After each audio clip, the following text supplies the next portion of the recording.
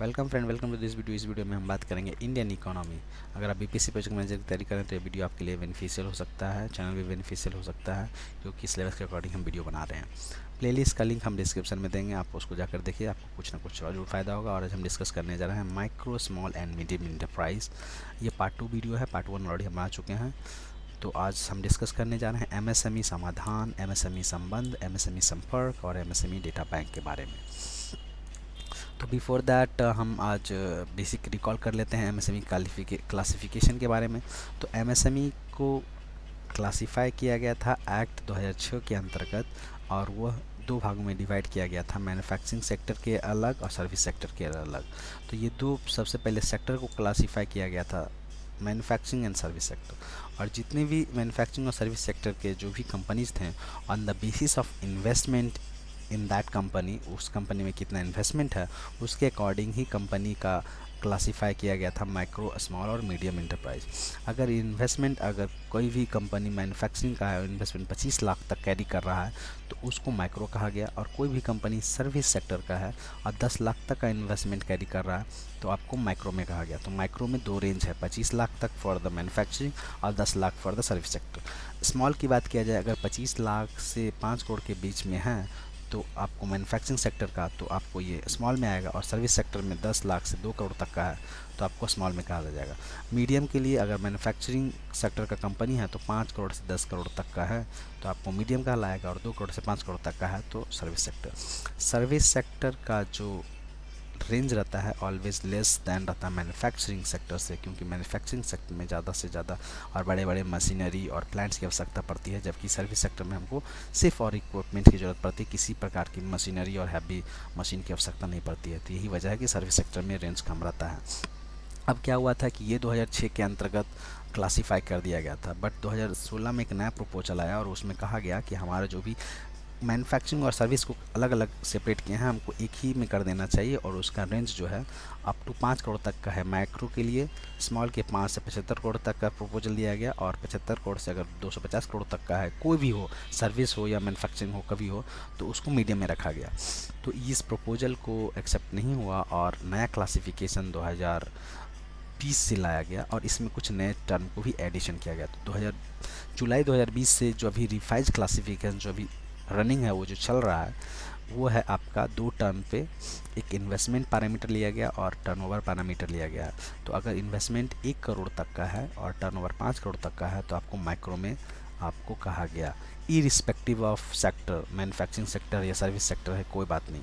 तो इसमें कंबाइन कर दिया गया सर्विस सेक्टर और मैन्युफैक्चरिंग, आपको सर्विस सेक्टर और मैन्युफैक्चरिंग सेक्टर को, और 2 पैरामीटर को देखना पड़ गया, इन्वेस्टमेंट एंड टर्नओवर। अब बात करते हैं सर्विस सेक्टर के बाद। ये हो गया आपका स्मॉल, माइक्रो के बाद स्मॉल में रेंज जो है वो 10 करोड़ से 50 करोड़ तक, मतलब 10 करोड़ तक का इन्वेस्टमेंट रहा, 50 करोड़ तक का टर्नओवर तो स्मॉल, 50 करोड़ तक का इन्वेस्टमेंट रहा और 250 करोड़ तक टर्नओवर रहा तो ये आपको मीडियम। अब बात करते हैं एमएसएमई संबंध के बारे में। तो एमएसएमई संबंध, एमएसएमई संपर्क, एमएसएमई समाधान, ये सब क्या है। तो सबसे पहले हम बात करते हैं एमएसएमई समाधान पहला, ठीक है। तो एमएसएमई समाधान क्या होता है। तो एमएसएमई के समाधान के अंतर्गत कहा गया है कि कोई भी एमएसएमई है, कोई भी एमएसएमई का ऑनर है या एमएसएमई ऑर्गेनाइजेशन है, वो यूनिट अगर कोई भी सामान को सेल करती है और बायर्स वहाँ से सामान खरीदता है, ठीक है, तो सामान जो भी खरीदेगा उसको 45 दिन के अंदर उस सामान का पेमेंट करना पड़ेगा वो उस एमएसएमई को। अगर एमएसएमई को पेमेंट ऑन टाइम नहीं मिलता है और 45 दिन के अंदर पेमेंट नहीं करती है कोई भी बायर्स, ठीक है, तो कोई बायर्स खरीद लिया 45 का पे नहीं करता है, तो उसके बाद MSME can raise a file, उसमें एक केस दर्ज किया जा सकता है एमएसएमई के द्वारा उस बायर पे, अगर लेट पेमेंट करता है, फॉर द लेट पेमेंट और delay payment. So MSME can file application online regarding on the delay payment, और उसके लिए एक एमएसएमई पोर्टल है, उस पोर्टल में ये आपको दर्ज आपत्ति कर सकती है।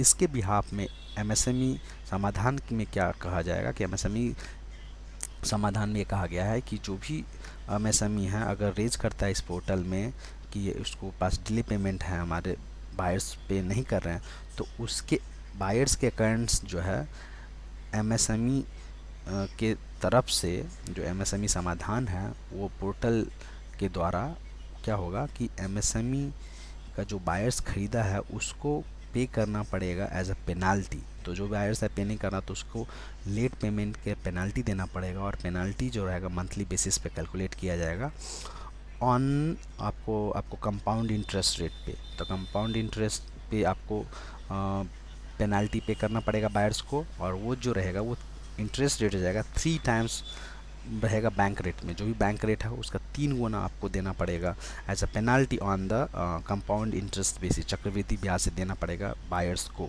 ठीक है, तो समाधान में सपोर्ट किया जा रहा है एमएसएमई को, ताकि किसी प्रकार का पेमेंट जो है रुका ना रहे एमएसएमई कंपनी को, एमएसएमई यूनिट को। ठीक है, ये आपको एमएसएमई समाधान क्या है, मतलब सपोर्ट, समाधान से ही समझ में आ रहा होगा। अब बात करते हैं एमएसएमई संबंध के बारे में। तो एमएसएमई संबंध में कहा गया है कि जो भी बेसिकली ये संबंध मतलब आपको समझ रहे हैं कि रिलेशंस, कोलैबोरेशन से संबंधित ही है। तो इसमें कहा गया है कि एमएसएमई संबंध में कहा गया है कि कोई भी सेंट्रल मिनिस्ट्री है या पीएसयू है या किसी प्रकार का जो है, अगर किसी प्रकार का बजट बनाती है, तो किसी प्रकार का अगर रिक्वायरमेंट है, कुछ खरीद लेन देन करना है, तो वो एमएसएमई सेक्टर को ही प्रेफरेंस दे, और वहाँ से कम 20% जो भी टोटल रिक्वायरमेंट है परचेज हो रहा है उसका 20% सिर्फ एमएसएमई से ही खरीदना है। एमएसएमई संबंध में ये डायरेक्शन दिया गया है गवर्नमेंट ऑफ इंडिया के द्वारा। ठीक है, अब पहले क्या था कि 20% था, अब चेंज हो गया है। 2012 में 20% था, अब चेंज होकर के 20 से 25%। मतलब अभी के रिसेंट टाइम में आपको 25% कोई भी पीएसयू को अगर रिक्वायरमेंट या परचेज करना है तो 25% सिर्फ एमएसएमई सेक्टर से ही खरीदना है। दूसरा इसमें कहा गया है कि एमएसएमई संबंध में कि स्पेशल प्रोविज़न दिया गया है एमएसएमई ऑनर को। अगर किसी प्रकार का अगर ऑनर है, ह्यूमन ऑनर है एमएसएमई का, तो ठीक है, तो उसको जो क्या रहेगा कि उसको स्पेशल पैकेज और सपोर्ट दिया गया, स्पेशल प्रोविज़न दिया गया अगर महिला ऑनर है उस एमएसएमई का। ठीक है, अब इसके साथ साथ प्रोक्योरमेंट में जो भी अगर एमएसएमई से प्रोक्योरमेंट हो रहा है उसका ऑनलाइन मॉनिटर हो। ठीक है, इसके लिए भी प्रावधान रखा गया है एमएससी संबंध में। मॉनिटर रखने के लिए किस तरह का इम्प्लीमेंटेशन है, प्रोक्योरमेंट सेंट्रल गवर्नमेंट और पीएसयू किस तरह से करना है, इस चीज़ के संबंधित आपको एमएसएमई संबंध रहे, ताकि एमएसएमई संबंध से ज़्यादा आपको एमएसएमई को फ़ायदा मिले और उसका जो प्रोडक्ट है वो ज़्यादा लोगों के बीच रीच रहे। तो आप सिंपल शब्द में रहें कि ज़्यादा सेल बढ़ाने के लिए गवर्नमेंट ऑफ इंडिया ने ऐसा स्टेप लिया है एमएसएमई संबंध में। ठीक, अब बात करते हैं एमएसएमई संपर्क। तो एमएसएमई संपर्क एक पोर्टल है जहाँ पे कोई भी जॉब सीकर जो है वो आपको वहाँ पे जॉब चाहिए तो वहाँ पे जा कर के वहाँ पर रजिस्टर कर सकता है। ठीक है, और अपना डिटेल्स दे सकता है, और जो भी डिटेल्स उसका है, स्किल्स है या फिर जो भी उसका एजुकेशनल प्रोफाइल है, बैकग्राउंड में किस तरह का टेक्निकल स्किल है, एक्सपीरियंस है, किस में वो काम करना इच्छुक चाहता है।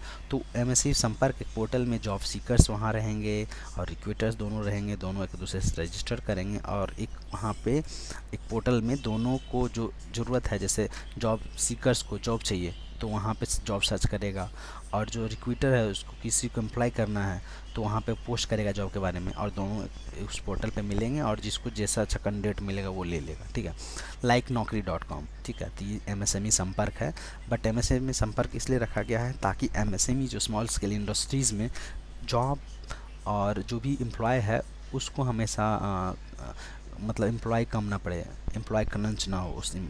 तो इस वजह से इस दिक्कतों को दूर करने के लिए स्पेशली फोकस किया गया है। ठीक है, अब बात करते हैं एमएसएमई डेटा बैंक के बारे में। तो एमएसएमई डेटा बैंक क्या होता है कि एमएसएमई में अगर डेटा बैंक में कहा गया है कि यहाँ पे हर एमएसएमई जो है उसका एक डेटाबेस क्रिएट किया गया है, और जितने भी एमएसएमई हैं इंडिया में, across the all the India MSME, उसका एक डेटाबेस बैंक तैयार किया गया है विथ ऑल द डिटेल्स।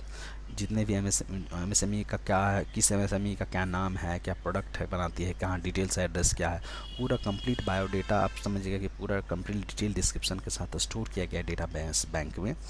और जो भी रिक्वायरमेंट गवर्नमेंट ऑफ इंडिया को करना है या फिर किसी को भी पब्लिक रिक्वायरमेंट करना है, किसी प्रकार का खरीद करना है, तो वो आपको एमएसएमई डेटा बैंक का डेटा यूज़ कर सकता है।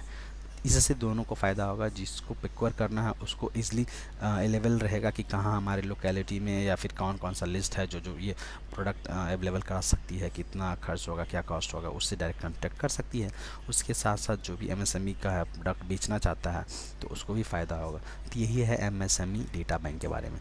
आई होप आपको ये वीडियो पसंद आया होगा। Thank you for watching this video. अगर आपको ये वीडियो पसंद आया तो please like, subscribe and share this video. Thank you, bye bye and take care all of you.